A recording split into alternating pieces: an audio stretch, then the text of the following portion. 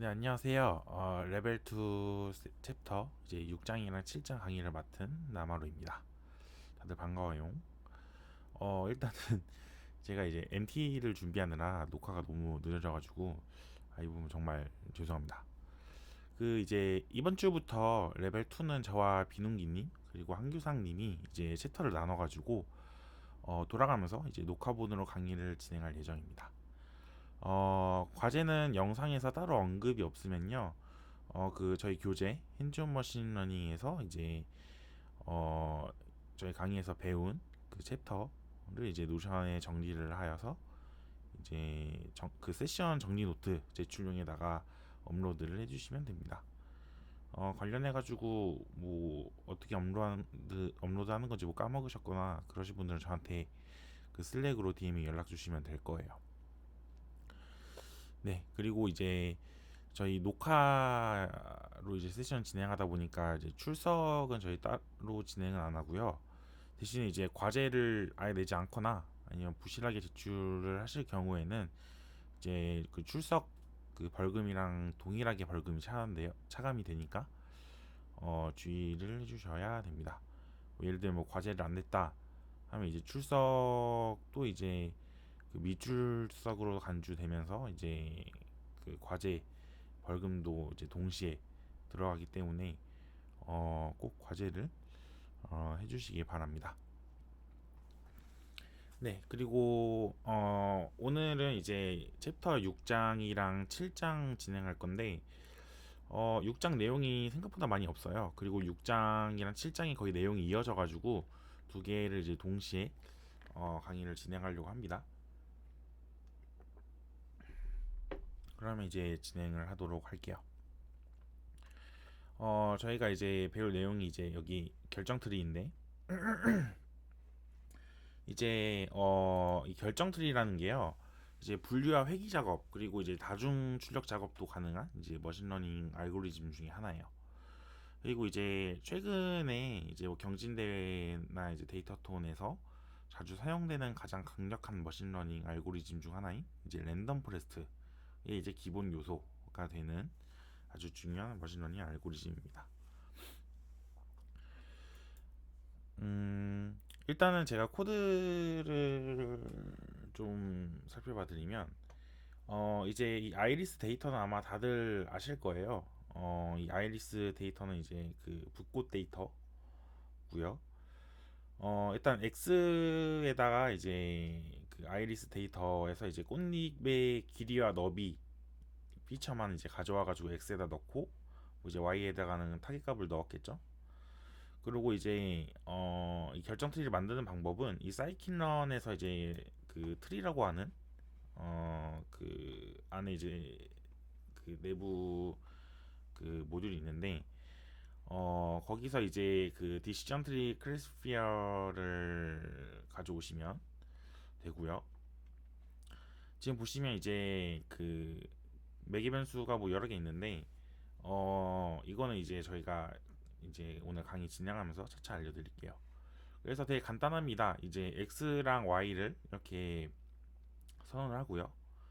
그 다음에 이제 분류 모델을 이제 생성을 하고 그 다음에 fit라는 메서드를 호출을 하면 학습이 진행이 됩니다.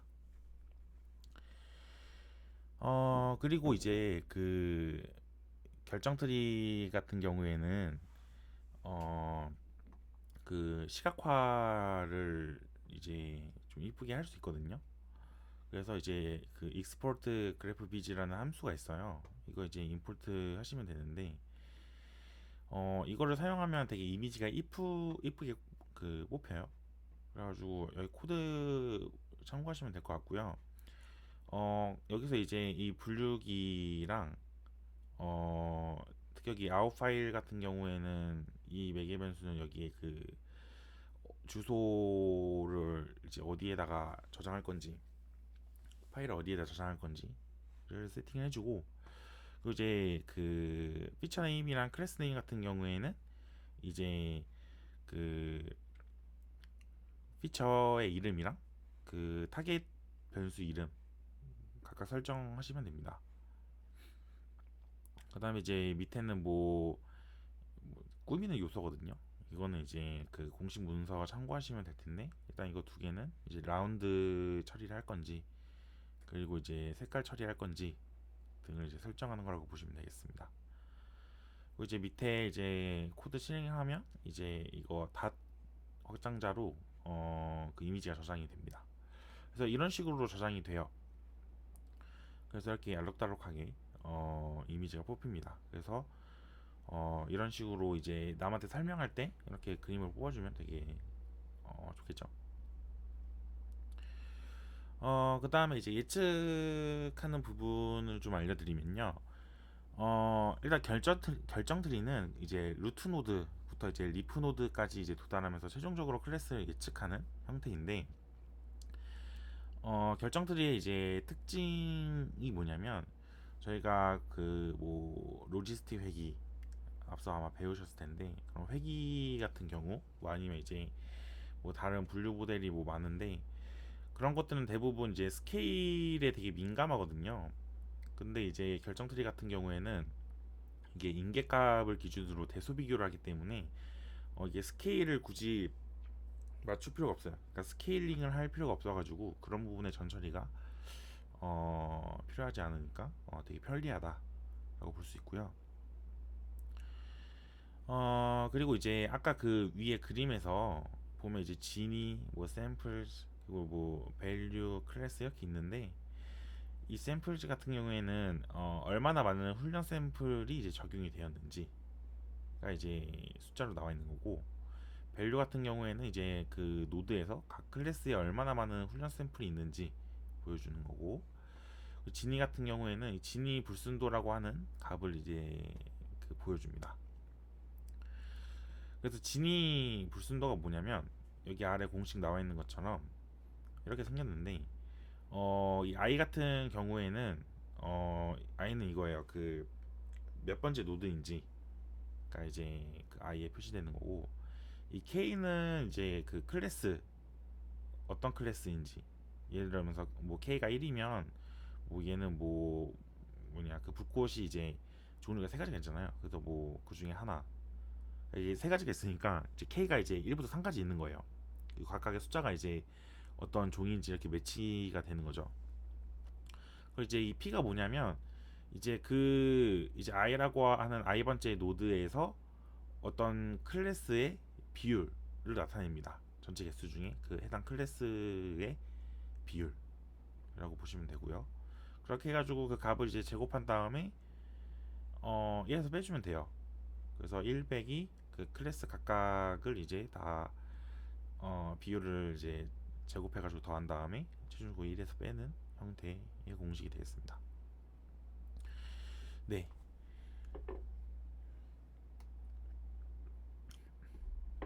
제가 이렇게 그 이 중간에 살짝 그 멈추는 건 제가 물을 먹고 있어가지고 그런 거니까 참고해 주시고요.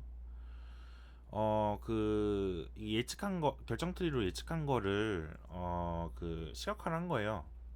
그래가지고 보시면 지금 이 굵은 선이 이제 이 첫 번째 그로 이제 한번 쪼갠 거고요. 결정 트리에서.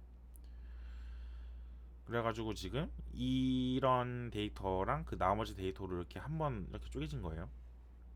그 다음에 이 굵은 점선 같은 경우에는 이제 뎁스가 이제 원인 경우, 아니 원인일 때에 이제 그 값을 나눈 건데, 이게 뭔 소리냐면 뎁스가 지금 얘가 뎁스가 0이고 얘가 뎁스가 1이고 얘가 뎁스가 2예요.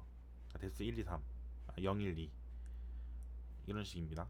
그래가지고 지금 이렇게 그 뎁스가 깊어질수록 더 이렇게 쭉쭉 나눠지는 거 볼 수 있어요.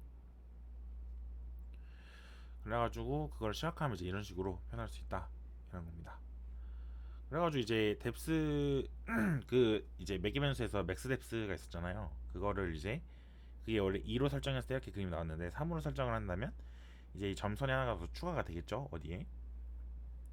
그런 식으로 이제 사용되고, 이렇게 이 점선처럼 쪼개진다고 볼 수 있습니다. 네. 그리고 이 결정 트리는 이제 그 한 샘플이 이제 특정 클래스 K에 속할 확률을 이제 추정을 할 수 있거든요. 그래가지고 이 predict 언더바 proba라고 하는 함수를 쓰면 이제 이런 식으로 확률이 이제 추려질 수 있어요. 그리고 이제 그 결정 트리가 어떤 식으로 그 훈련이 되냐면 이 카트라고 하는 알고리즘을 씁니다. 뭐 이렇게 이름 자체는 거창한데 뭐 생각보다 별건 없어요. 일단은 그 훈련 세트를 어떤 특성 K, 어떤 피처를 하나의 피처에서 어떤 인계값, 뭐 예를 들면 이거예요. 뭐 꼰디페 그 너비가 있는데 그 너비에서 그 인계값이란 게 이 K가 이제 그 꼰디페 너비면 이 T는 그 꼰디 그래서 뭐 3cm를 이제 뭐 예를 들자면 3cm를 뭐 인계값을 설정하면 이제 그거에 이제 위랑 아래가 있잖아요. 3cm보다 큰 거, 작은 거. 그때 이제 그 3cm를 이제 여기 인계값으로 표현을 하고요. 그렇게 하면 이제 두 개의 서브셋으로 나눌 수 있겠죠. 그 다음에 이제 그 크기에 따른 가중치가 적용된 가장 순수한 서브셋으로 나눌 수 있는 이제 K와 TK의 이제 그 짝을 찾아요. 그리고 이제 여기 아래 있는 이 비용 함수, 이 J라고 하는 함수를 최소화하는 방향으로 진행을 하고요. 그래서 이제 뭐 이거 비용 함수, 코스트 함수 이렇게 되겠죠. 그리고 이제 최대 깊이가 되거나 그 맥스 뎁스로 설정한 거, 아니면 이제 불순조를 줄이는 분할을 찾을 수 없을 때 멈추게 됩니다. 그래서 불순조를 줄이는 분할을 찾을 수 없을 때가 이 그림에서는 이런 거예요. 이 부분에서는 이제 뭐 이게 쪼갰을 때 더 이상 찾을 수 없으니까. 그래서 이게 식을 살펴보면 이 G가 우리 아까 그 지니 불순도 있잖아요. 이제 그것처럼 이제 어떠한 이제 측정한 이제 불순도라고 볼 수 있고요. 보면 되고요.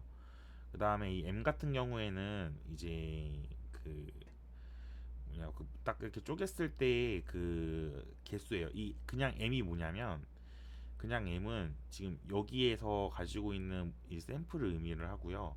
그 다음에 이 right랑 left가 있었잖아요. 그래가지고 그거는 이제 각각 이제 오른쪽의 개수, 왼쪽의 개수, 그리고 이제 진위 개수에서도 이제 G left, G right 이게 이제 진위 개수 오른쪽과 왼쪽의 각각 값들을 의미합니다. 그래가지고 이제 그거를 이제 이 공식에 따라서 이렇게 계산을 해가지고 얘를 최소화하는 방향으로 진행이 되겠죠. 그 계산 복잡도를 좀 살펴보면 이게 예측을 하려면 결정 트리를 이제 루트 노드 맨 위에서부터 맨 아래 리프 노드까지 이제 다 탐색을 해야 되거든요. 그래서 이 결정 트리를 탐색하기 위해서 이제 이 빅5라고 하는 이 자료 구조에서 이 성능 이제 계산 복잡도를 이제 그 계산하는 게 있는데 결정 트리 같은 경우에는 이제 미치 2인 로그에 이제 이 인스턴스 개수 m 해가지고 이제 이 개수만큼의 이제 노드를 거쳐야 됩니다. 그래서 이제 그 훈련 세트가 작을 경우에는 이제 사이클러는 이제 미리 데이터를 좀 정렬을 해요. 이게 데이터를 정렬하면 탐색 속도가 엄청 줄어들거든요. 자료 구조 아마 배우신 분들은 좀 아실 거예요. 그래가지고 이제 적으면 그 데이터를 정렬해가지고 훈련 속도를 엄청 빠르게 높입니다. 프리솔트라고 하는 이 매개면서의 툴을 설정하면 그렇게 돼요.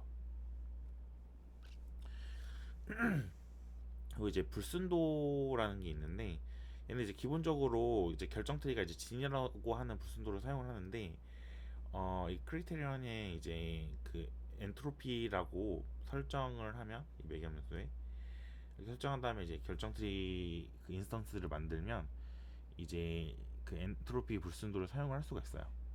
그래서 뭐 엔트로피는 뭐 아마 물리 배우셨으면 이제 뭐 거기서 아마 한번 나왔을 텐데 일단은 이제 그 여기서 이제 엔트로피라는 단어는 이 세넌이라고 하는 사람이 이제 정보 이론과 관련된 이제 뭐 업적을 남겼는데 그 정보 이론에서 그 따온 거라고 보시면 됩니다. 그래서 메시지의 평균 정보라고 하는 그런 걸 의미를 하고요.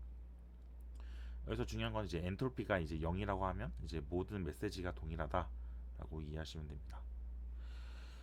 진위 불순도가 이제 계산이 되게 빨라요. 아까 보셨다시피 그냥 제곱해가지고 이제 더한 다음에 그 1에서 빼버리면 되니까 걔를 기본값으로 보통 쓰고요. 근데 이제 진위 불순도가 이제 단점이라고 한다면 이게 트리가 이제 만들어질 때 불순도가 가장 빈도 높은 클래스를 이제 한쪽 가지로 이제 이렇게 고립시키는 경향이 있어요. 그래가지고 이렇게 그 그림을 한번 이렇게 쫙 뽑았을 때 좀 이렇게 치우쳐져가지고 고립시키는 경향이 있으면 다른 이제 그 불순도 공식을 사용하면 더 좋겠죠. 그래서 이제 결론은 이제 엔트로피 불순도가 이제 진위보다 좀 더 균형 잡힌 트리를 만들어준다라고 보시면 됩니다.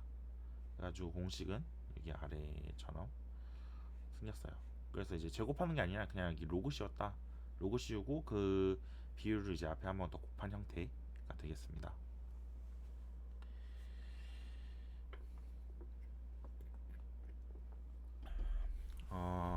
그리고요.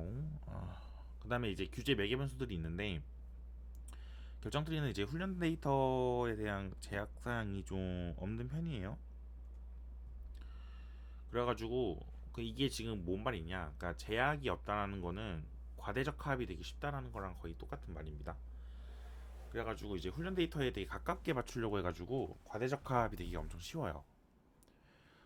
그리고 이제 결정되는 이제 훈련되기 전에 이제 파라미터 수가 결정되지가 않습니다. 그래가지고 이런 걸 이제 논 파라메트릭 모델이라고 부르는데 뭐 이제 반대로 이제 성형기와 같은 이제 그런 모델들이 그러니까 모델 공식이 있는 거 그런 것들은 이제 파라미터 그러니까 파라메트릭 모델이라고 불러요. 그리고 이제 파라미터 모델은 이제 미리 정의된 모델 파라미터 수를 가지고 있으니까 이제 자유도가 좀 제한이 되어 있는데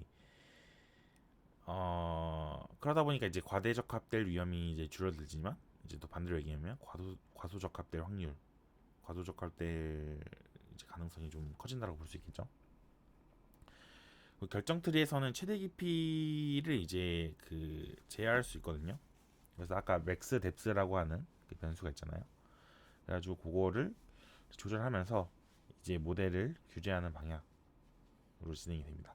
이 값 설정을 안 하면요, 이 가지가 그 그냥 엄청 많이 그 뻗쳐져요. 그래가지고 웬만하면 저거를 꼭 설정을 합니다.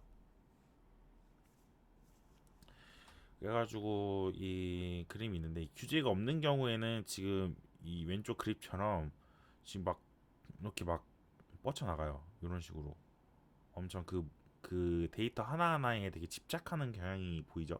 이 파란색이랑 이 동그라미는 지금 네모를 분류하는 건데 지금 이 네모가 있는 거에 지금 다 이렇게 뻗쳐나가잖아요. 위로 솟잖아요. 이런 게 이제 과대적합이 돼버리는 거고. 그래가지고 이렇게 뭐 예를 들어서 이제 민 샘플 리프라고 하는 이제 매개변수 있는데 뭐 요거를 이제 4로 설정을 하면 이제 이런 식으로 어 이제 과대적합이 줄어드는 경우를 볼 수 있습니다. 그래서 이제 그 결정 트리는 이제 회귀 문제에서도 이제 사용을 할 수가 있어요. 그래서 이제 각 노드에서 이제 클래스를 예측하는 대신에 그냥 어떤 값을 예측한다라는 식으로 이제 사용이 됩니다. 그래서 그 회귀에서의 카트 알고리즘은 그 진위 개수 대신에 MSE를 사용을 합니다. 예, MSE가 공식 이렇게 생겼는데 그 평균 제곱 오차예요. MSE가. 그래가지고 평균 제곱 오차를 이제 최소화하도록 분할을 하고 나머지는 뭐 거의 분류랑 똑같다고 보시면 됩니다. 그래서 지금 이게 회귀를 했을 때의 이제 결정 트리 그래프인데 보시면 지금 데이터가 지금 이렇게 생겼죠? 이게 U자 모양으로 이제 약간 이차함수 같은 느낌. 뎁스를 2로 설정했을 때랑 3으로 설정했을 때 보니까 3으로 설정했을 때가 좀 더 계단이 많아진 거 볼 수 있죠. 계단이 많아졌다라는 거는 이제 그 과대적합의 위험이 좀 있기는 하지만 좀 여기 그래프 여기 지금 데이터 상에서는 좀 피팅이 그 피팅된 걸 봤을 때 이제 뎁스를 2로 설정한 것보다는 좀 더 잘 맞죠. 그러니까 이제 뎁스 2로 설정한 게 좀 과소적합됐다라고 볼 수 있겠습니다. 그리고 이제 min sample leaf라고 하는 변수 있는데 요거를 10으로 설정을 해도 뭐 이제 이런 식으로 이제 과소적합을 막을 수 있고요.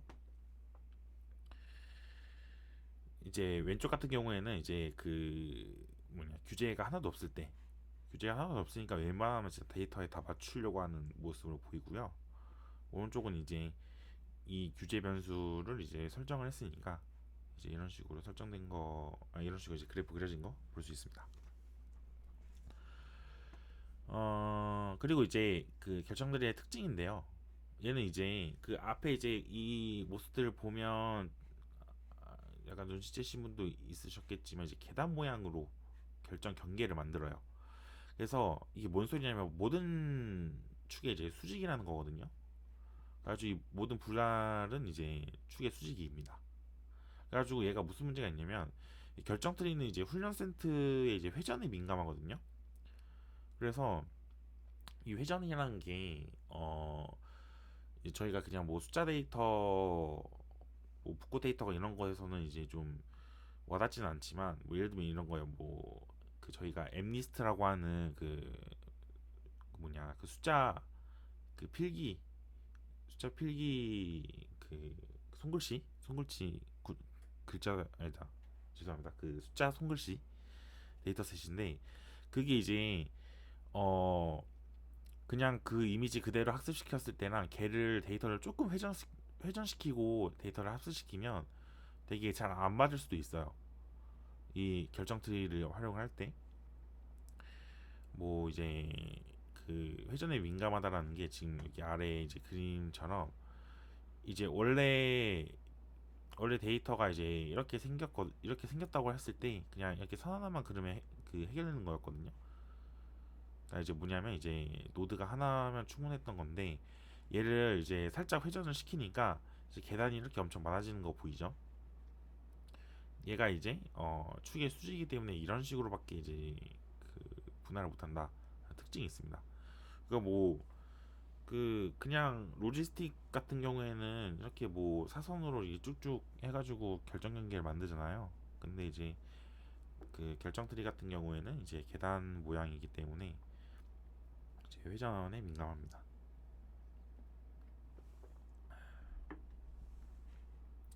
아무튼 그렇고요. 그 결정 트리 관련해서 뭐 궁금한 점 있으시면은 그 슬랙 통해 가지고 이제 저에게 말씀해 주시면 됩니다. 그 다음에 이제 바로 1장 넘어와서 이제 앙상블 학습이랑 이제 랜덤 포레스트에 대해서 저희가 좀 어, 배우겠습니다. Wisdom of the Crowd가 이게 무슨 뜻이냐면요. 이게 군중의 지혜라는 뜻이거든요. 그러니까 이제 사람들이 이제 많이 모여 있어가지고 그 사람들이 어떤 의견을 통합을 할 때 그 이제 한 명이 의견 낸 것보다 다수의 의견이 더 좋다 뭐 그런 뜻이거든요.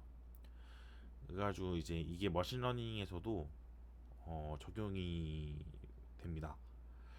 그래서 이제 어떤 일련의 예측기 그러니까 뭐 이거 오타예요. 분류나 이제 회귀 모델로부터 이제 예측을 수집하면 가장 좋은 모델 하나보다 더 좋은 예측을 얻을 수 있어요. 일련의 예측기라고 한다면 이제 예측이 그냥 한마디로 여러 개 있다는 소리입니다. 그래서 이제 예측기가 여러 개가 있고 걔들 이제 그 예측을 한 거를 이제 통합하기 때문에 이제 앙상블이라고 하는 단어를 쓰고요. 그렇기 때문에 이제 앙상블 러닝이라고 부릅니다. 앙상블 학습 알고리즘을 앙상블 메소드라고 불러요.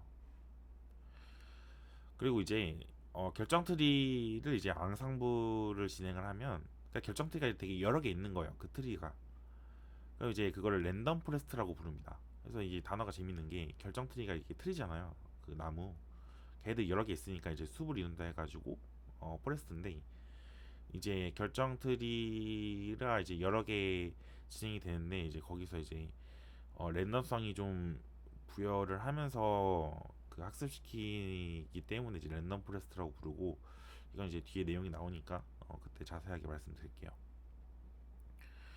그리고 이제 또 다른 방법으로는 이제 뭐 배깅, 뭐 부스팅, 그리고 스태킹 등 이제 다양한 이제 양상벌 방법이 있습니다. 양상벌 방법은 되게 지금도 엄청 많이 써요. 이제 딥러닝에서는 많이 안 쓰이기는 하지만 좀 리소스가 충분하다면 딥러닝 쪽에서도 좀 어느 정도 사용을 하는 거를 좀 몇 번 본 것 같아요. 어 이제 그 앙상블 러닝에서 그 이제 어떤 식으로 그 예측을 할지, 그러니까 이제 크게 두 가지가 있는데 이 투표 기반 분류기가 있어요. 여기서 진적 투표랑 간접 투표, 그러니까 하드 보팅이나 소프트 보팅이 있는데, 일단은 이제 투표 기반 분류기가 이제 각 분류기의 예측을 모아가지고 이제 가장 많이 선택된 클래스를 예측하는 거예요. 그래서 이제 밑에 그림 보시면 이렇게 데이터가 이렇게 있죠. 얘를 이제 로지스틱으로도 학습시키고, 이제 서포트 벡터 머신으로도 학습시키고, 랜덤 포레스트로도 학습시키고, 뭐 나머지 뭐 어떤 다른 다양한 뭐 예측기 활용해가지고 학습시키는데, 얘가 결과가 나오고 얘도 결과 나오고 결과 나오고 결과 나오잖아요. 얘가 뭐 어떤 데이터가 이제 이거 학습시켜가지고 이제 최종적으로 테스트 데이터에서 어떤 데이터 딱 한 줄 어떤 데이터에 대해서 뭐 로지스틱은 뭐 클래스 뭐 1번 클래스, 뭐 소프트 벡터 머신도 1번 클래스, 근데 랜덤 포스트 뭐 2번 클래스로 예측, 뭐 이런 식으로 쭉쭉 해가지고 예측이 되겠죠. 그러면 이제 이 그러니까 각각 내뱉는 클래스가 있잖아요. 그것 중에서 가장 다수결인 거를 이제 그거를 최종 예측으로 삼는 거예요. 그거를 이제 하드 부팅이라고 하고요. 그다음에 소프트 부팅은 뭐냐면 이 예측에 이제 평균을 내가지고 확률이 가장 높은 클래스를 예측을 합니다. 그러니까 로지스틱이든 이제 소프트 벡터 머신이든 랜덤 포레스트든 그게 어떤 확률인지, 그러니까 어떤 그 클래스인지 이제 확률을 내뱉잖아요. 그리고 그게 확률이 이제 뭐 인계값 이상이면 이제 그거를 그러니까 그 확률이 가장 큰 거를 이제 그 클래스로 예측을 하는데, 그 바로 그 뭐냐, 죄송해요. 그 확률이 가장 큰 거를 바로 그 클래스로 예측하는 게 아니라 그 각각의 확률들을 이제 평균을 내 가지고 그거에서 이제 가장 큰 확률을 이제 그 해당 클래스로 삼는 방식이라고 보면 됩니다. 아무튼 그렇군요. 여기 그림 보시면 이게 하드부팅인데, 예를 들면 이거예요. 이게 이 뭐냐, 이 그림, 이 톱니바퀴 그림들, 이건 이제 어떤 그 모델이라고 보시면 되고요. 여러 가지, 지금 여기에서 네 가지 모델이죠. 각각 다른. 그래가지고 이제 어떤 새로운 인스턴스, 그러니까 새로운 어떤 데이터 하나가 딱 들어왔을 때 예측을 하잖아요. 근데 이제 첫 번째, 두 번째, 네 번째는 이제 클래스가 1이다라고 예측을 했는데 예언자 2라고 예측을 했어요. 그러면 이제 하드보팅 같은 경우에는 얘를 1로 예측을 하고, 뭐 소프트보팅 같은 경우에는 이제 각각이 1을 내뱉기 전에 뭐 1의 확률이 뭐 얘는 뭐 50%였고 얘는 뭐 90%, 뭐 얘는 60% 이러면 이제 그거에 얘는 뭐 40% 그래가지고 그거에 평균을 내가지고 그 확률이 뭐 어떤 인계값을 넣으면 이제 뭐 1이라고 예측하는 방식, 뭐 그런 식이라고 볼 수 있습니다. 그리고 앙상블이 왜 좋냐가 이제 수학적으로도 이제 그 뭐냐, 수학적으로도 수학적으로도 되게 강력하게 적용되는 걸 볼 수 있는데, 뭔 소리냐면 이제 이게 각 분류기가 이제 그 약한 학습기, 이게 뭐냐면 그냥 성능이 그렇게 엄청 좋지 않는 뭐 그냥 그런 그 러너라고 보시면 되고요. 뭐 그런 게 엄청 충분하게 많고 다양하면 이 앙상블이 되게 예측을 잘하는 강한 학습기가 될 수 있어요. 이거는 이제 큰 수의 법칙, 이게 통계학 가면 거의 무조건 배우는 법칙이라고 볼 수 있는데, 이게 간단하게 설명을 하자면 이게 시행을 엄청 많이 하면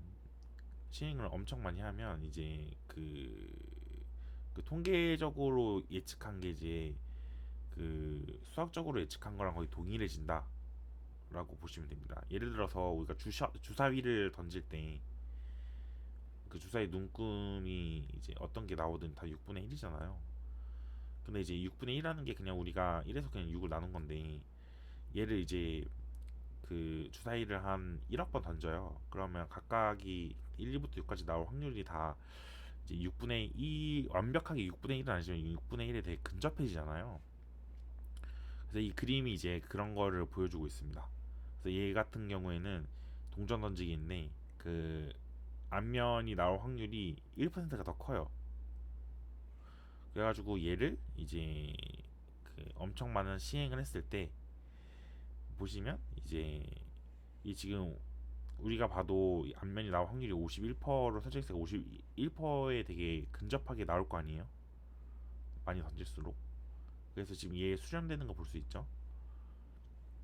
그래가지고 지금 이게 뭔 소리냐면, 앙상블 방법이 이제 이게 그 약간 학습기가 이제 충분하게 많고 다양하면 이제 큰 수의 법칙에 의해서 이제 우리가 예측할 하고 싶어하는 그 값에 엄청 가까워진다라고 볼 수 있습니다. 참고로 이제 앙상블 방법은 이제 예측기가 가능한 서로 독립적일 때 최고의 성능을 발휘합니다. 그래서 코드를 보시면 뭐 이제 예를 들면 이거예요. 그 뭐냐, 얘는 로지스틱, 뭐 얘는 랜덤 포레스트, 뭐 얘는 소프트 벡터 머신으로 해가지고 이렇게 모델을 만들었어요. 그 다음에 이제 보팅 클래스피어 임포트 해가지고 얘 이스티메이터스라고 하는 그 뭐냐 파라미터 그 매개변수에다가 이렇게 이제 그 이름이랑 그 뭐냐 저거 그 요거 그 인스턴스 클래스 인스턴스 이렇게 이제 튜플 형태로 넣어가지고 걔를 이제 리스트 형식으로 이제 넣고, 보팅은 이제 뭐 하드 소프트 두 가지가 있잖아요. 선택해가지고 이제 이 그 뭐냐 분류기를 만들 분류기 인스턴스를 만들면 되고요. 피팅 이런 식으로 이제 시키면 이제 학습이 되겠죠. 그래서 아까 그 이 보팅 클래스피어를 이제 그 학습을 시킨 다음에 폼을 돌려가지고 그 예측이 얼마 잘 됐는지 그 어커런시를 뽑아봤더니 이제 각각에 대해서는 이제 확률이 이렇게 나왔는데, 되게 신기하게도 그 앙상블은 이제 이 세 개보다 더 확률이 더 좋은 이렇게 0.92 91 이렇게 나오는 거 볼 수 있습니다. 그러니까 한마디로 이제 앙상블이 되게 그러니까 단일 학습기 대충 맞는 단일 학습기 하나보다, 아니 그러니까 강하게 그 하나 맞는 것보다 이렇게 약한 거 이렇게 묶어가지고 이제 앙상블 진행한 게 되게 성능이 좋게 나왔다, 이렇게 보시면 됩니다. 그리고 이제 그 모든 분류기가 이제 클래스 확률을 예측할 수 있으면, 그러니까 이 함수가 있으면이에요.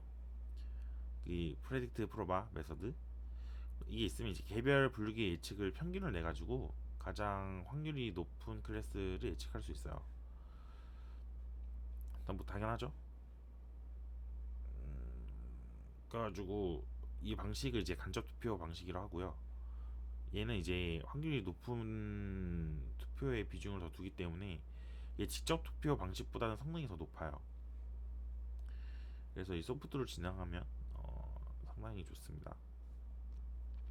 뭐 이게 직접 투표보다 간접 투표가 더 좋은 게, 이게 직접 투표 같은 경우에는 이제 뭐 각각이 예측하는 게 뭐 이진분류해서 뭐 어떤 거는 뭐 51%고 어떤 건 49%로 해가지고 51%가 근사 그 두 개가 상당히 좀 비슷하게 예측을 한 건데, 하드보팅에서는 이제 걔가 51%로 예측한 게 결국에는 그 클래스로 예측을 해버리는 거니까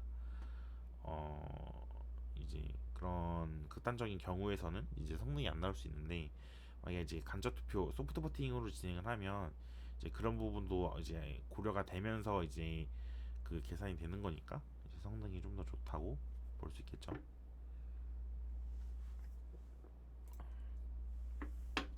네, 그리고 이게 배깅이랑 이제 페이스팅이라고 하는 게 있는데요.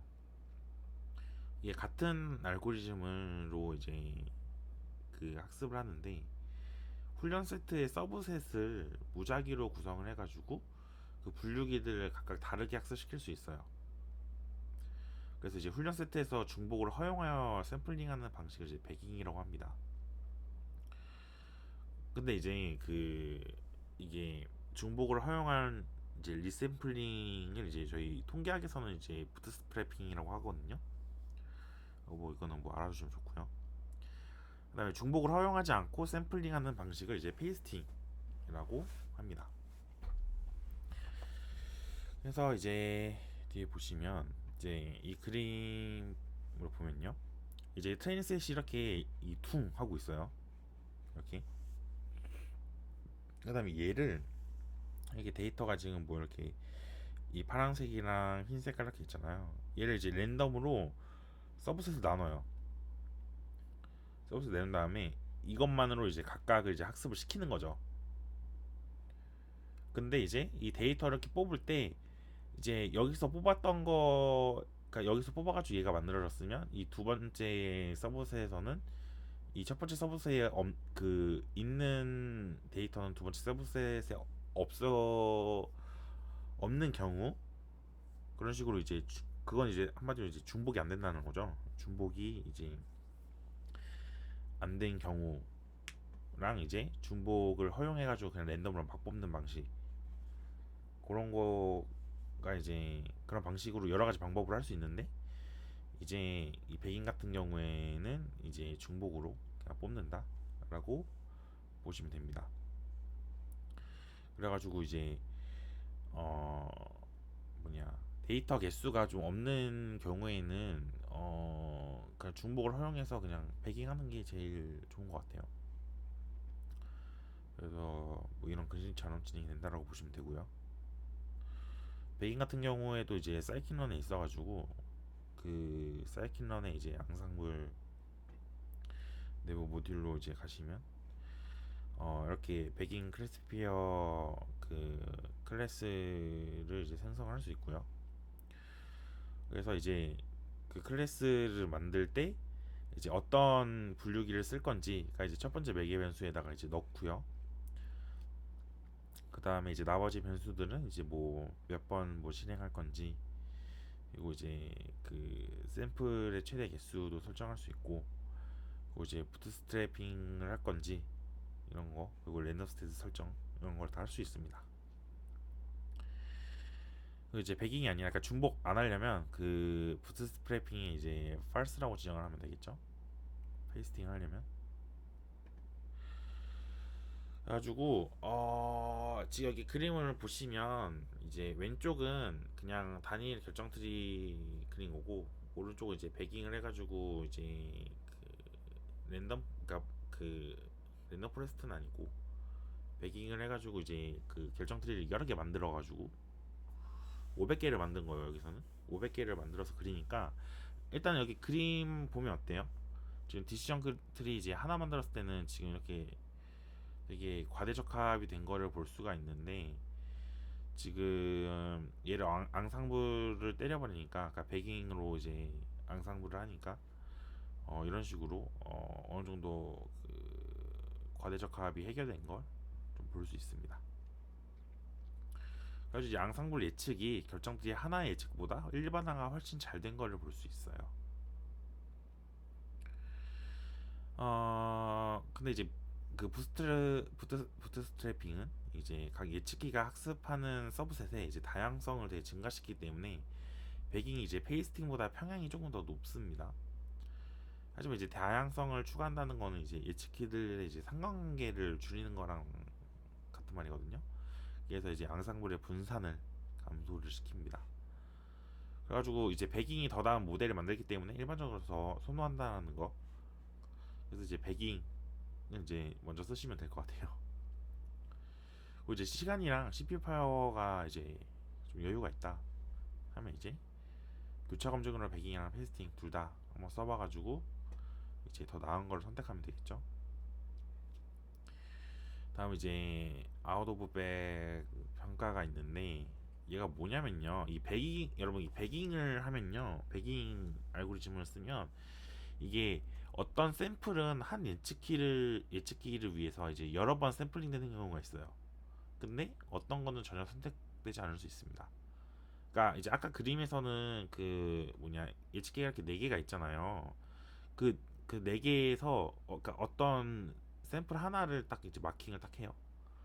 이 마킹 한 다음에 얘가 어떤 예측기에 그 사용이 되는지 가만 보면 이제 어 얘가 확률적으로 이제 얘가 선택될 확률이 어떤 그러니까 다 합해가지고 얘가 선택될 확률이 63%거든요. 그러니까 뭔 소리냐면 어 이게 배깅을 했을 때 그 골고루 그 뭐냐 그 뽑히는 게 아니에요. 랜덤이기 때문에 그래가지고 이제 그 평균적으로 이제 어떤 전체 데이터가 있으면 이제 그 중에서 63% 정도만 샘플링이 되고 나머지는 아예 샘플링이 안 돼요. 그래가지고 이 나머지 37% 이제 오옵이라고 부릅니다. 아웃 오브 백 샘플이라고 부르고요. 그래가지고 이제 예측기가 훈련되는 동안에 이제 이 샘플들을 사용하지 않으니까 왜냐 한 번도 안 뽑혔으니까 그래가지고 이제 별도의 검증 세트를 사용하지 않고 이제 오오비 샘플을 사용해서 평가를 할 수 있습니다. 이 63%는 경험적으로 얻는 게 아니라 이게 그 그냥 수학적으로 계산을 하면 63% 나오거든요. 참고하시면 될 것 같고 그리고 이제 백인 클래스피어를 이제 만들 때 이제 클래스에 네, 인스턴트 만들 때 이제 OOB 스코어를 2로 지정을 하면 이제 훈련이 끝난 후에 자동으로 이제 OOB 평가를 수행을 해요. 코드 보시면 여기 OOB 스코어 2로 설정을 했죠. 그래가지고 얘로 이제 이렇게 성능을 측정할 수 있습니다.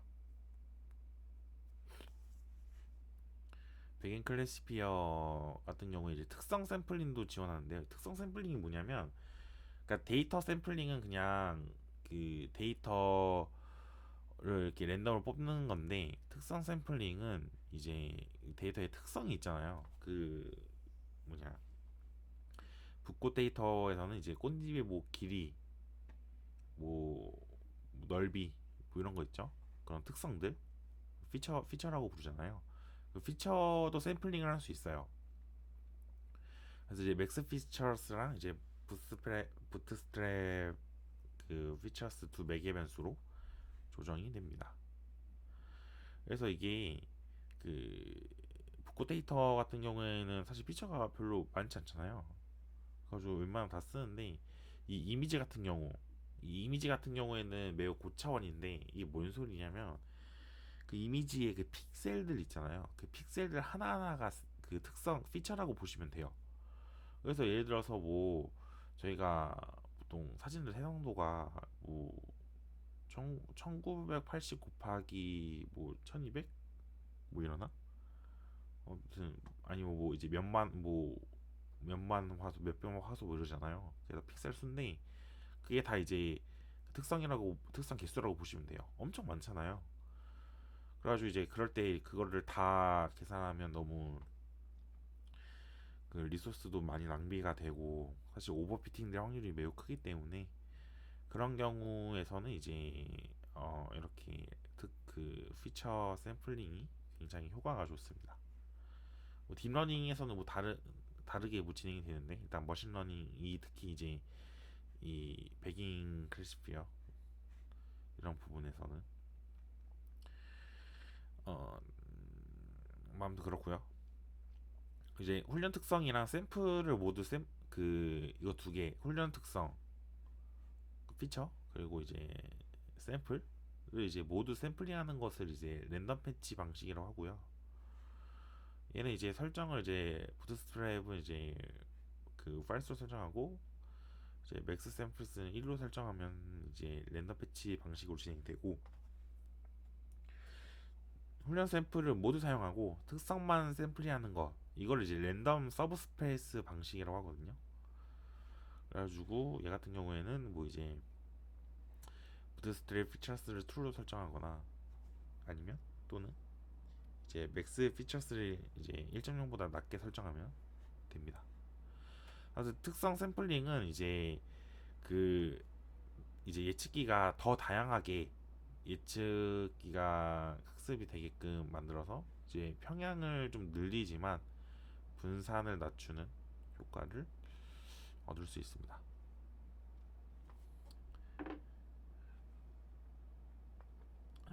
네. 랜덤 포레스트는 일반적으로 이제 배깅 방법이나 페이스 방법을 적용한 이제 결정 트리의 앙상블이고요. 이제 맥스 샘플스의 이제 훈련 세트 크기로 지정을 합니다. 그래서 이 코드 보시면 지금 여기 이 에스티메이터스가 이제 500인 게 이제 결정 트리 500개 만들겠다는 소리고요. 맥스 리프 노드는 이제 그 리프 노드를 최대 16개로 만들겠다라는 소리입니다. 근데 이제 그러니까 포레스트라는 거는 알겠는데 왜 랜덤이냐? 이게 왜 랜덤이냐면 이제 그 노드를 분할할 때 이게 전체 피처를 다 쓰는 게 아니라 무작위로 선택한 것 중에서 이제 최적의 이제 피처를 찾는 식으로 이제 무작위성을 더 주입을 해요.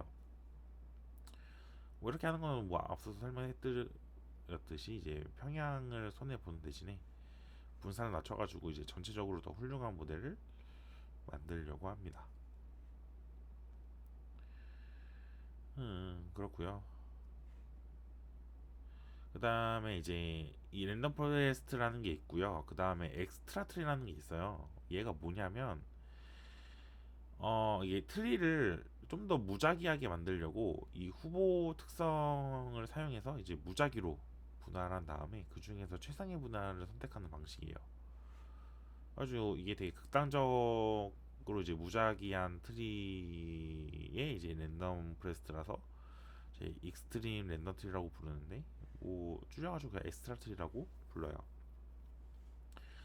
그래서 이제 모든 노드에서 특성마다 가장 최적의 임계값을 찾는 것이 이제 가장 시간이 많이 소요되는 작업이라서 이제 일반적으로 그 랜덤 포레스트보다 엑스트라 트리가 이제 훨씬 빨라요. 그렇고요. 그리고 그 이제 엑스트라 트리 클래스피어 클래스를 쓰는데 그 랜덤 포레스트랑 사용법이 같습니다. 둘 중에 어떤 게 나은지는 이제 직접 그 돌려봐야 알아요. 그래서 이제 여유가 된다면 둘 다 실행을 해가지고 비교해서 가장 좋은 걸 선택하면 되겠죠. 그다음에 이제 특성 중요도라는 게 있는데 이게 뭐냐면 이제 그 특성 그러니까 피처가 있잖아요. 이렇게 붓곱의 이제 넓이, 뭐 길이 이런 거 특성들. 그 특성들의 이제 상대적인 중요도를 나타내는데 랜덤 포레스트는 그걸 측정하기가 쉽습니다. 그래서 결정 트리를 기반으로 하는 모델은 모두 특성 중요도를 제공을 해요. 그리고 이제 이 사이클론은 이제 어떤 특성을 사용한 노드가 평균적으로 불순도를 얼마나 감소시키는지를 확인해 가지고 이제 특성의 중요도를 측정을 해요. 이제 훈련이 끝나면 이제 특성마다 자동으로 이 점수를 계산합니다. 그래가지고 중요도의 전체 합이 1이 되도록 결과값을 이제 정규화 때리고요. 그래가지고 그 값이 이제 피처 임포턴시스에 이제 저장되어 있어요. 그래서 랜덤 포레스트는 이제 특성을 선택해야 할 때 어떤 특성이 중요한지 빠르게 확인할 수 있습니다. 그래서 이제 붓꽃의 사실 길이가 어, 뭐 붓꽃의 길이가 뭐 줄기의 길이보다 꽃잎의 길이보다 줄기가 아니지 다시 이제 붓꽃 데이터에서 뭐 예를 들면 이제 꽃잎의 길이가 이제 줄기의 길이보다 좀 분류하는데 그 꽃잎의 길이가 또 좀 더 많은 영향을 차지한다. 그러면 이제 그 꽃잎에 대한 이제 그 특성 중요도가 점수가 높게 나오겠죠. 그래서 이제 지금 코드 보시면 이제 랜덤 프레스 돌린 건데 이제 여기서 이 피처 임포턴시스 언더바 이 변수에 이제 그 중요도가 저장되어 있는데 여기 보시면 이제 이 숫자들이 보니까 이제 이 페탈 랭스랑 페탈 그 위스랑 보시면 그 얘는 두 개가 이제 거의 대부분 차지하고 이 세팔 그 랭스랑 그 위드는 이제 좀 덜한 걸 볼 수 있겠죠. 그래가지고 이게 페탈과 관련된 게 이제 그 분류를 할 때 되게 그 요긴하게 쓰는 특성이다라고 보시면 될 것 같습니다. 그리고 제가 앞서서 그 이미지에서도 이제 쓸 수 있다고 말씀드렸는데 엠리스트 데이터셋에서 여러분들 이제 숫자를 쓸 때도 보통 이렇게 가운데 이렇게 숫자를 쓸 거 아니에요. 뭐 2, 뭐 0, 뭐 8 이런 식으로. 그럼 이제 보면 이제 이 검은색 부분은 사실 이제 별로 중요하지 않다라는 거죠. 그 픽셀은 구분하는데 사실 예를 들어서 이 맨 첫 번째 여기에는 이제 웬만하면 어떤 숫자를 써도 이 끝에 그 끝에까지 이제 그 뭐냐 그 숫자가 뻗쳐나가는 게 없잖아요. 이게 9, 그러니까 1, 2, 3, 4, 5, 6, 7, 8, 9, 0. 그런데 여기까지 그 뭐냐 그 글씨가 여기까지 적혀 있는 경우는 거의 없으니까. 그래가지고 이렇게 변방 부분은 이제 검은색인데 이 이제 안쪽으로 갈수록 이제 여기 베리 임포턴트한 이제 주요 픽셀들 이런 부분에서 이제 어떤 숫자인지 구분하기가 되게 좋은 그 포인트의 이제 픽셀이라고 이제 이해하시면 될 것 같아요. 뭐 아무튼 이런 식으로도 이제 활용을 할 수 있다 이미지에서는. 그렇고요.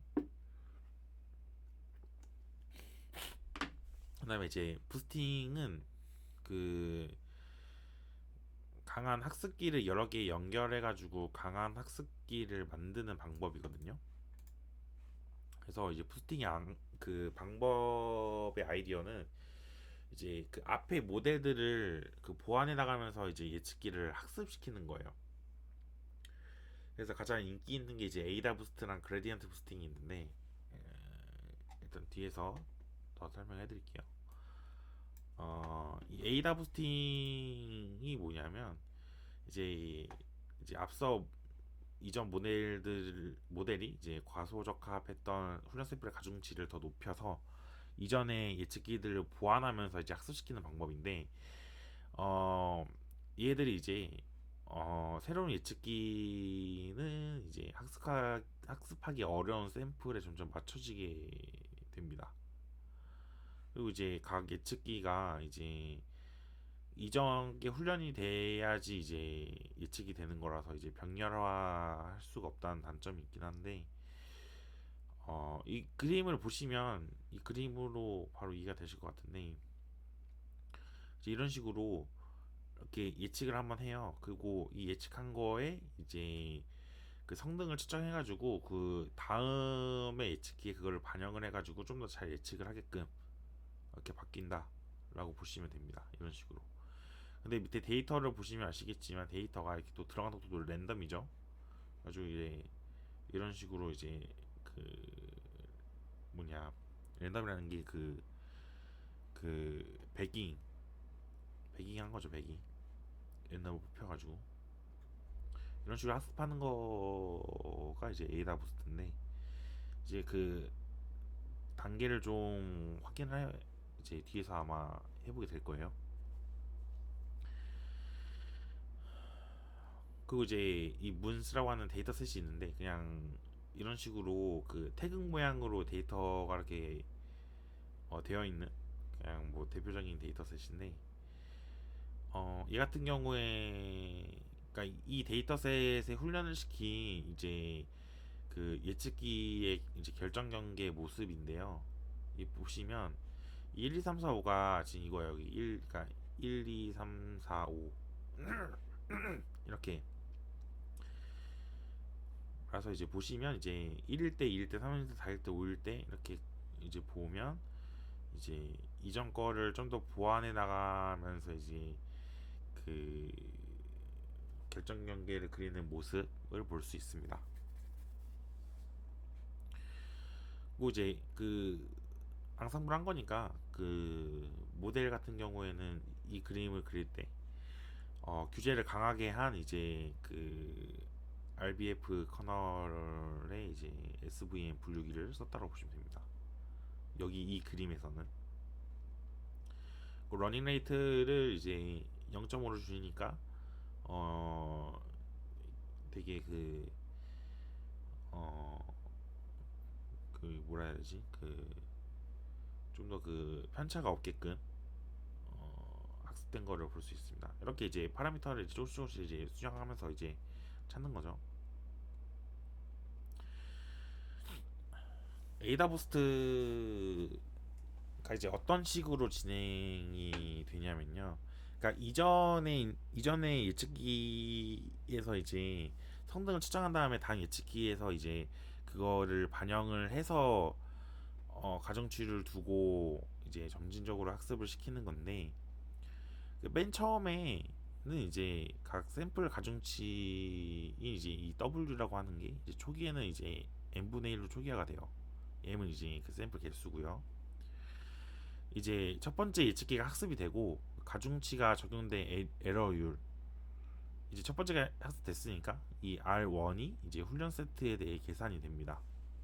그래서 밑에 공식처럼 진행이 되는데, 이제 아래는 이제 전체에 대한 샘플 가중치면, 이제 위에는 이제 예측이 실제 그 타겟이랑 안 맞았을 때의 그 데이터에 이제 그 가중치를 비율을 해가지고 그 에러율을 만들어서 이제 사용을 하겠다는 겁니다. 이 샘플 가중치라는 게 뭐냐면, 이 샘플이 뭐 예를 들어서 뭐 복구 데이터가 몇 개지? 한 51개 있나? 그 이제 첫 번째 샘플부터 시작해가지고 51개 샘플 이렇게 각각 샘플들 있잖아요. 그 샘플들 각각에 대해서 얘가 이제 학습이 제대로 됐냐 안 됐냐를 이제 평가를 할 때 그 각각의 이제 가중치를 따로 두겠다는 거예요. 그래서 1번 그 샘플이나 2번 샘플이나 그 이제 그 각각을 맞췄을 때 그 동일하게 이제 그 측정되는 게 아니라 이제 가중치를 곱하기 때문에 각각 다른 가중치를 곱해서, 뭐 예를 들면 이제 이번 샘플이 좀 예측이 어려운 거다 그러면 가중치가 좀 높겠죠. 그래가지고 이제 걔가 이제 그 맞춰지도록 그 학습이 이제 되는 방식이라고 보면 됩니다.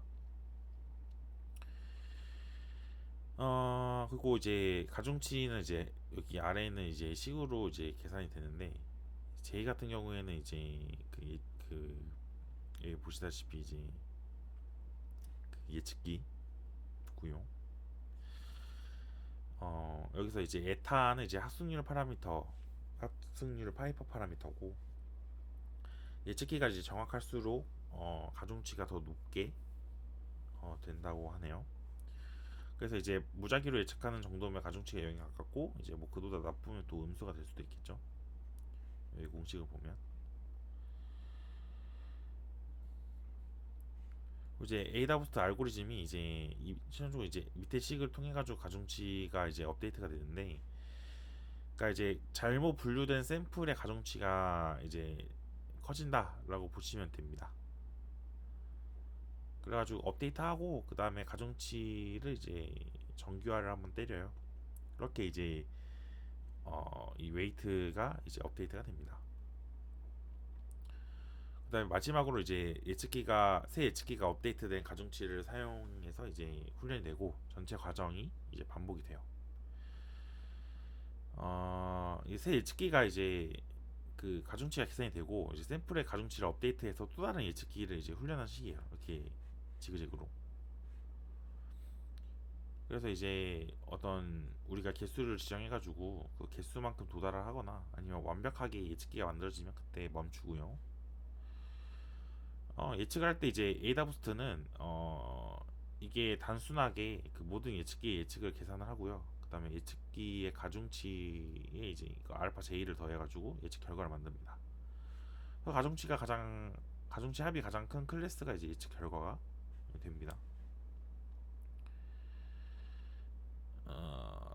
그리고 이제 사이클론은 이제 이 SAMM이라고 하는 그 에이다 부스트의 다중 클래스 버전을 사용을 하고요. 클래스가 만약에 두 개라면 이제 AWS랑 똑같아요. 그리고 이제 그 예측기가 클래스 확률을 추정할 수 있으면 프레딕트 프로바가 있으면 사이키런은 이제 SAMM 2.R이라고 하는 변종 방법을 사용을 합니다. 그래가지고 얘가 이제 그 클래스 확률에 기반하기 때문에 성능이 일반적으로 좋다고 하네요. 그래서 코드를 보시면 이제 디지전 트리 쓰는데 이제 뎁스가 1인 거고, 그 다음에 이런 트리를 이제 200개 만들겠다는 소리고, 알고리즘은 이제 딱그 디지전 트리가 그 확률, 그러니까 프레디트 프로버가 있으니까 SAMM 2.R이라고 하는 알고리즘 쓰고요. 그다음 이제 러닝 레이트나 랜덤 스테이트 이렇게 설정해가지고 이제 에이다 부스트를 진행을 할 수 있습니다. 그리고 그레디언트 부스팅이 있는데요. 얘 같은 경우에는 그 앙상블의 그 이전까지 오차를 보정을 해가지고 그 예측키를 수차적으로 추가를 합니다. 그 샘플의 가중치를 수정하는 게 아니라 이 이전 예측기가 만든 그 잔여 오차에 이제 새로운 예측기를 학습을 시키고요. 그리고 이제 결정 트리 기반 예측기로 사용하는 것을 이제 그라디언트 트리 부스팅이라고 부르고, 뭐 이제 회기로 쓴다면 이제 뭐 회기 트리라고 하겠죠. 사용 방법은 이제 뭐 아까의 그 에이다 부스트랑 뭐 별반 다를 건 없습니다. 이렇게. 그래서 이제 그레디언트 부스팅을 적용을 하면 이제 이게 점진적으로 한 거거든요. 그 첫 번째 예측기, 그리고 그 첫 번째 예측기에 이제 그 잔여 오차를 반영한 두 번째 예측기, 그리고 이제 마지막 게 이제 두 번째 거의 잔여 오차를 반영한 세 번째 예측기인데, 보시면 이제 성능이 점점 좋아지는 거 볼 수 있어요. 이거 보시면 이 잔여 오차는 처음에는 이렇게 생겼는데 이제 갈수록 이제 잔여 오차가 이제 이 가운데에 분포되게끔 하면서 이제 성능은 이게 좀 과소적합된 거가 좀 이제 좀 잘 되게끔 만들어지고 있죠. 이 앙상블 패키지, 그러니까 사이키넌점 앙상블 패키지 안에 그라디언트 부스팅 리그레서라는 클래스가 있습니다. 그리고 이제 러닝 레이트 매개변수가 각 트리의 기어 정도를 이제 조절을 하고요. 그래서 이제 0.1처럼 이제 낮게 설정하면 이제 트리는 많이 필요하겠지만 일반적으로 즉 성능은 좋아지고요. 그리고 이제 얘를 이제 축소라고 부르는 규제 방법이라고 또 합니다. 그래서 여기 이 그래프 보시면 지금 오른쪽은 이제 런레이트 0.1로 한 거고 왼쪽은 이제 1.0으로 했을 때의 모습인데, 대신에 이제 얘는 이제 결정 트리가 3개밖에 없는 거고 이제 오른쪽은 결정 트리가 이제 한 200개 있을 때인 경우인 거죠. 그래서 이제 그 그레디터 부스팅이 이제 그 예측이 잘 안 되는 경우의 두 가지. 그러니까 이제 그 트리가 종류가 많이 없거나 트리를 많이 넣었는데 러닝 레이트 적게 설정하면 어 이런 식으로 그려질 수 있다는 거. 그래서 이 하이퍼 파라미터를 적절하게 조절을 해야겠죠. 그래서 이제 코드를 보시면 뭐 이렇게 생겼는데 어 이 스테이지드 프레딕트 메서드를 활용을 하면 이제 조기 종료 기법을 사용할 수 있습니다. 이 그레디언트 부스팅이니까 이게 순차적으로 하기 때문에 만약에 이제 그 숫자적으로 이제 다음 번째 예측기가 사실 성능이 이전 거보다 더 안 좋아지면 이제 거기서 이제 예측을 이제 학습을 끝내는데, 여기에서는 이제 더 이상 다른 예측기를 만들지 않는다는 거죠. 그게 조기 종료 기법이고요. 이제 이 메서드는 이제 훈련의 각 단계, 그래서 이제 앙상블에 의해서 만들어진 예측기를 이제 순회하는 반복자를 이제 만드는데, 이제 코드 보시면 이제 이렇게 에러 이렇게 계산이 되고요. 여기 보시면 반복자 계산, 반복자에게 튀어나온다는 게 지금 이 부분입니다.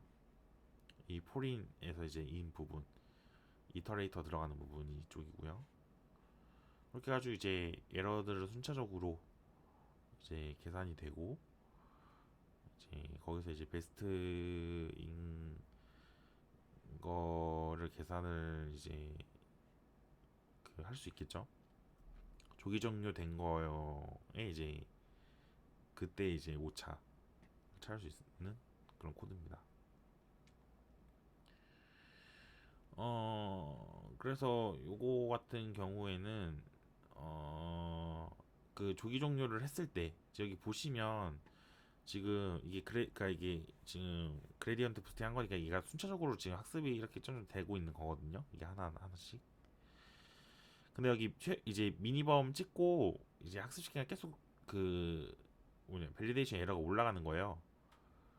그래가지고 이 최소 일대를 저장을 해놨으니까 다시 이때로 돌아와가지고 그러니까 이제 더 이상 그 만들지 않는 거죠. 대충 한 56 이 정도 되는데 그러니까 56번째로 학습이 됐어요. 결정 트리가 57번째 결정 트리를 학습을 시키는데 이제 걔 성능이 이제 미니멈보다 그 에러가 더 높은 거죠. 그러면 이제 다시 돌아가가지고 26번 그러니까 56번째에서 이제 멈추는 겁니다. 여기서는 이제 55네요. 그러니까 55번째 트리까지 된 걸로 이제 최종적으로 모델을 삼는 방식입니다. 조기 종료 기법이 되게 유용하다라는 걸 볼 수 있어요. 얘는 이제 딥러닝에서도 많이 쓰이는 기법입니다.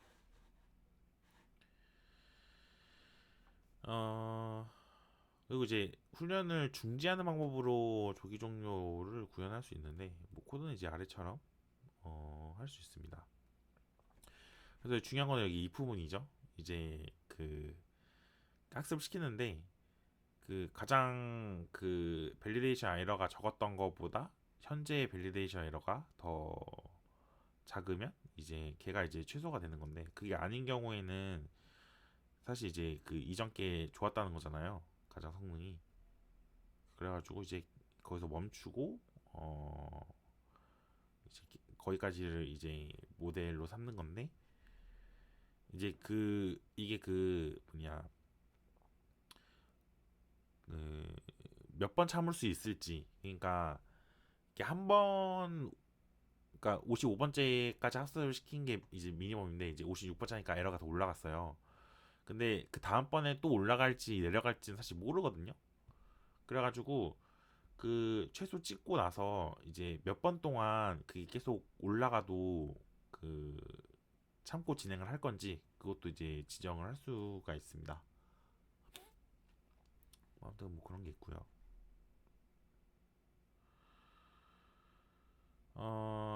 그리고 이제 그레디언트 부스팅 리그레서는 이제 그 서브 샘플 매기면서도 이제 지원을 해요. 그래서 배깅 할 수 있다는 소리죠. 그 평형이 높아지는 대신에 분산이 낮아질 수 있다는 것도 있고, 예, 아이고 죄송합니다. 그리고 이제 훈련 속도를 상당히 높일 수 있습니다. 뭐 이런 걸 이제 확률적 그레디언트 부스팅이라고 해요. 그리고 최적화된 그레디언트 부스팅 구현으로 이제 XG 부스트라는 파이썬 라이브러리가 있는데 이게 엄청 유명합니다. 그 뭐 캐글이나 뭐 데이콘 같은데 이제 머신러닝 관련 경진대회 보면 대부분 다 XG 부스트 다 쓰고 있어요. 그리고 이제 최근에는 이제 마이크로소프트에서 만든 이제 라이트 BGM이라고 하는 패키지가 요즘 많이 쓰입니다. 옛날에는 이제 XG 부스트가 더 좋았는데 마이크로소프트에서 이제 라이트 BGM을 되게 많이 업데이트 해가지고 요즘 많이 좋아지고 있어요. 그래서 이 라이트 BGM 쓰는 그 경우도 좀 많은 걸로 알고 있습니다. 그래서 뭐 코드는 뭐 이제 뭐 이런 식으로 쓰면 되는 거고요. 이 밸리데이션 셋도 이렇게 따로 지정 가능하고요. 이제 사이키런에서 쓰는 거랑 사실 별반 차이는 없습니다. 사실 XG 부스터 같은 경우가 사실 사이클런의 그 사이클런 패키지를 한번 랩핑한 거라서 사실 사이클런이랑 거의 비슷하다고 보면 됩니다. 차이점은 조금 있는데 그거는 이제 공식 문서 보면서 해야 돼요. 그 다음에 마지막으로 이제 스태킹이라고 하는 게 있는데 이제 얘 아이디어가 뭐냐면 이제 앙상블에 속한 모든 예측기에 예측을 취합하는 그런 간단한 함수를 사용하는 게 아니라 그냥 취합을 하는 모델을 훈련시키는 거예요. 그래서 얘를 이제 스태킹이라고 합니다. 그래서 예측을 수합하는 예측기를 이제 블렌더 또는 메타학습기라고 해요. 그러니까 뭐냐면 다른 것들 그 앞서 배운 것들은 이제 뭐 예를 들면 뭐 보팅 방식으로 하거나 뭐 아니면 뭐 이제 에이다나 뭐 그레디언트처럼 이전 거를 참고해 가지고 좋은 걸 만들거나 그러는데 얘는 이제 각 앙상블에서 이제 각 그 모델이 어떤 값을 내뱉으면 값을 내뱉고 그 다음에 이제 그 실제 타겟이랑 이제 그 비교를 하면서 그 사이에서 이제 모델 하나 만들어 가지고 어 이제 그 모델이 이제 각각의 그 앙상블에서 내뱉는 값들을 이제 그 뭐냐 그샘 아니 샘플이 된다 그 뭐냐 X인 거죠 그 데이터처럼 해가지고 어 그 예측을 내뱉습니다.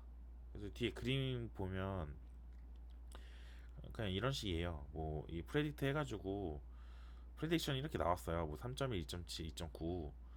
근데 이 블렌딩이라고 하는 얘가 어떤 모델이에요. 예를 들어서 뭐 그 선형회기로 할 수 있습니다. 선형회기 모델 딱 만들고 그 다음에 이 값들이랑 이제 최종 값이랑 이제 뭐 비교해가지고 이제 학습이 되겠죠. 그래가지고 이제 핵심이 뭐냐면 이 취합하는 게 이제 어떤 모델인 거예요. 머신러닝 모델. 이제 블렌더를 학습시키는 일반적인 방법이 이제 홀드아웃 세트를 사용하는 거고요. 이제 훈련 세트를 이제 먼저 두 개의 서브셋으로 나누고 첫 번째는 이제 그 이게 있죠. 얘가 첫 번째 그냥 레이어거든요. 첫 번째 레이어. 그러니까 얘가 이렇게 그 하나가 있을 수 있고 이렇게 취합할 때 이 블렌더가 여러 개 있을 수 있어요. 그래가지고 마치 이제 그 이렇게 층층이 이렇게 쌓는 느낌으로다가 아무튼 첫 번째 서브셋은 첫 번째 레이어의 예측을 훈련시키기 위해서 사용을 하고요. 그다음에 첫 번째 레이어의 예측기를 사용해서 이제 두 번째 세트에 대한 예측을 만들어요. 그래가지고 첫 번째 레이어의 예측을 가지고 이제 타깃값을 예측하도록 학습을 시키는 거죠. 가지고 이제 이 그림 보시면 트랜스잇이 이렇게 있어요. 여기서 이제 스플릿을 합니다. 서브셋을 이렇게 나눠요. 그다음에 첫 번째 서브셋으로 이 첫 번째 레이어의 그 모델 앙상블에 들어가는 그 모델들을 이제 학습을 시킵니다. 그러면 이제 학습을 시켰잖아요. 얘 학습 시켰어요. 그리고 이제 두 번째 서브셋으로 뭐 하냐면 얘로 그 학습시킨 거를 그 예측을 합니다. 그다음에 프레딕션을 해요. 프레딕션을 한 다음에 값이 이제 나올 거 아니에요. 그럼 그 값을 블렌딩 트레이닝 셋으로 만들어 가지고 블렌더를 이제 그 학습시키는 겁니다. 이런 식으로 진행이 돼요. 아주 이런 식으로 블렌더를 이제 여러 개 만든 거죠. 아까 말했듯이 블렌더가 하나인 게 아니라 여러 개 있는 거예요. 이런 식으로도 이제 진행할 수 있습니다. 되게 신기하죠? 네. 제가 오늘 이제 그 결정 트리랑 랜덤 프레스트 그리고 이제 다양한 이제 앙상블 방법을 이제 알려드렸는데 앙상블이 사실 그 머신러닝에서 그냥 가장 성능이 좋은 거라고 보시면 됩니다. 뭐 당연하게도 이제 앞서 배웠던 모델들을 거의 짬뽕하는 거나 다름없기 때문에 그래서 성능이 가장 좋은 거고요. 여러분들이 경진대회 나가실 때도 대부분 이제 앙상블 모델을 사용하게 될 겁니다. 그리고 이제 다음 이제 챕터 8이랑 챕터 9는 이제 차원 축소랑 이제 뭐 비지도 학습을 이제 배우시게 될 거고요. 그다음에 챕터 10부터는 이제 본격적으로 딥러닝 나가게 될 거예요. 그래서 이제 다음 주랑 다다음 주에 이제 머신러닝 이제 두 개 진행을 하고 이제 다다다음 주부터 저희 딥러닝 진행한다고 보시면 될 것 같습니다. 뭐 딥러닝 파트 같은 경우에는 머신러닝보다 난이도가 훨씬 많기도 하고 내용도 많아가지고 세션 시간이 아마 더 많아질 거예요. 이 점 참고하시면 될 것 같습니다. 그리고 강의 진행하면서 뭐 궁금한 점 있으시면 그 영상 제가 유튜브에 올리고 그 슬랙에다가 링크 올리니까 참고하셔가지고 이제 궁금한 점 있으면 이제 그 스레드에 댓글로 달아주시면 될 것 같습니다. 아무튼 다들 고생 많으셨습니다. 감사합니다.